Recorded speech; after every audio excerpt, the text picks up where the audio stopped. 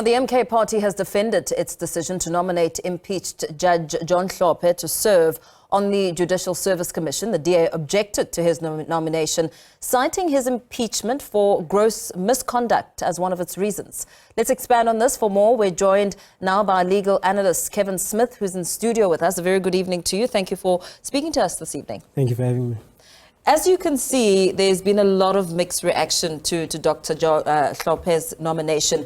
What do you make of this decision by Parliament? Do you think that it stands the moral and ethical test? Well, there are two schools of thought in relation to Dr. Hlophe's appointment. One is on the basis of what is constitutionally allowed in a situation like this. And then the second school of thought is on the ethics or the moral compass that the JSC should exercise in its appointments. Yeah. So before we answer a question of this nature, we have to first see where this whole thing emanates from.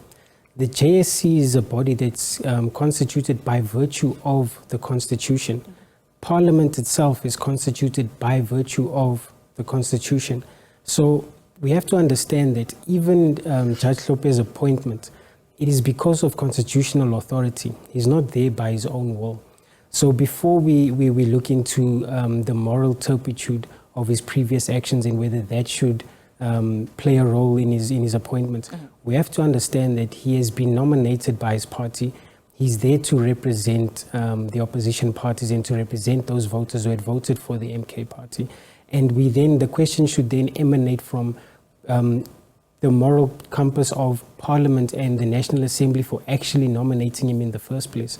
So it's not a matter of us only looking at this from a moral or ethical compass, but we have to understand that in terms of the Constitution and in terms of the founding provisions of the Constitution, the JSC is appointed by virtue of the Constitution itself. So us then interfering with the work of the National Assembly and the work of the JSC on the basis of morality alone would be going against constitutional provisions, which the Constitution itself doesn't account for.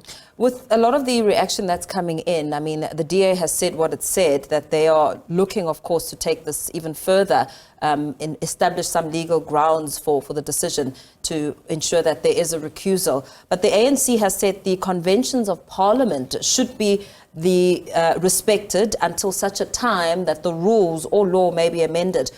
Where do we get some understanding and where the lines are drawn with that aspect? So, very good question. And the gap in the law is something that has to now be addressed. You'll see that organizations like Judges Matter and Freedom Under the Law, they have actually asked for a code of conduct to be implemented on behalf of the JSC. And that will actually be to cover these gaps in the law that we are now experiencing.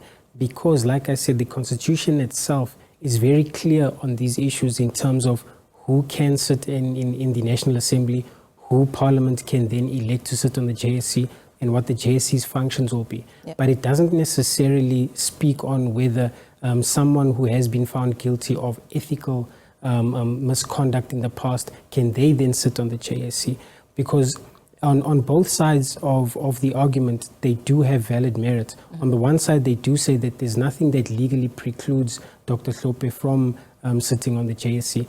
But then we also have to understand that the JSC's function is that they will be asking questions of ethics.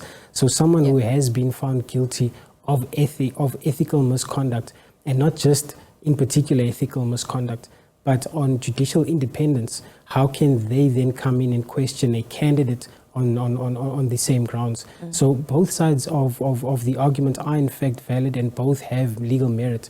But this is where we see that there are gaps in our Constitution and arguments that have come about over the last couple of months that our Constitution may need to be amended or certain things done to our Constitution because it lacks foresight in these types of issues. These are the things that these organizations like Judges Matter are trying to cover. There's also been suggestions that aspirant judges appearing before the JSC could well apply for the recusal of Hlophe. How would such a process work? Because we already know there's a lot of interest from 6 NGOs who've written to Parliament expressing their dissatisfaction with this move, as well as some political parties who've also raised their hand to say this is unacceptable. So In this type of situation, we need to also understand that as a maturing democracy, we haven't been in a situation like this before. And in particular, we haven't been in a situation where someone who is going to be sitting on the JSC has been found guilty of misconduct as a judge in the past. So these are things that the original drafters of our Constitution may not have had foresight of. So the mechanisms to solve such an issue aren't necessarily concrete. The thing we also need to remember is that Judge Hlophe will be amongst many other members who will also be involved in the JSC, about 23 members, and his views are not going to be seen in a vacuum.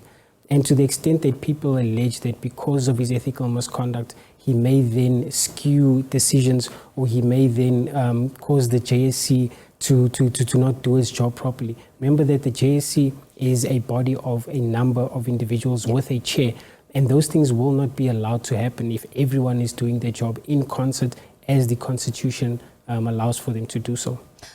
What do you make of the image of the JSC at this point as you look at the two sides of an argument that could well stand in court?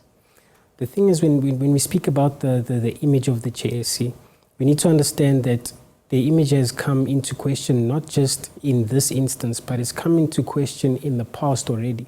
And that has been an issue as to why they haven't been able to appoint judges in certain positions. So that is something on the basis of opinion, especially when we judge this thing on a matter of morality alone. We have to understand that the concept of morality changes over time. Hence why the Constitution itself has clear set out procedures as to what we have to do in these situations, which don't necessarily account for morality in itself. That is where something like a code of conduct may come in. And to the extent that this brings either the JSC into disrepute or it tarnishes its reputation, I would stress as my own personal opinion that we have to first let the JSC do its job and then cast either light or shadow on what they did and what their conduct was when they were called to do so. But us prejudging the JSC on the basis of an appointment, I think, would be unfair. But like I said, there is merit in people saying that someone who has been found guilty of ethical misconduct should not be placed in a position where they are forming or where they are going to be informing a decision of ethics, where they're going to be questioning aspirant judges and magistrates on ethics. And to the extent that the other side of the argument says that there's no legal basis to preclude Dr. Hlophe from joining in and actually performing his function as a member of Parliament and a member of the National Assembly, that is also true. So this is actually a time for our democracy, as a maturing democracy, to find ways to figure out these problems, because we have to understand that as a young and maturing democracy, I myself am older than this democracy, we haven't been in all of the situations where we can call ourselves matured and where we have dealt with all of the things that come up in these types of situations. So it's an opportunity for the democracy to grow. It's an opportunity for the judiciary also to cement itself, especially within the JSC. And very quickly, before we let you go, do you think that there is legal grounds for those opposing this decision as you really just look at what's at stake here and the two sides in argument? If we look at the strict letter of the Constitution, there wouldn't be. However, there have been some arguments made that if you look at a purposive interpretation of the Constitution as a whole, then there may be. Because again, the Constitution says that people within the JSC, they have to, and people within the Parliament for that matter, they have to allow for judicial independence. They have to allow that people who serve on these committees are the best candidates. And we can have an argument to say that someone who has been found guilty of ethical misconduct is not the best candidate. So there are two answers again. On the strict letter of the Constitution, there wouldn't be a legal basis. But with a purposive interpretation of the Constitution, there may well be. Very well. Thank you so much for speaking to us this evening and coming in studio. We're going to have to leave that discussion there. Legal analyst Kevin Smith just giving us a sense of the dynamics at play and, of course, looking at two sides of the story as we scrutinize the legality should there be room for a recusal.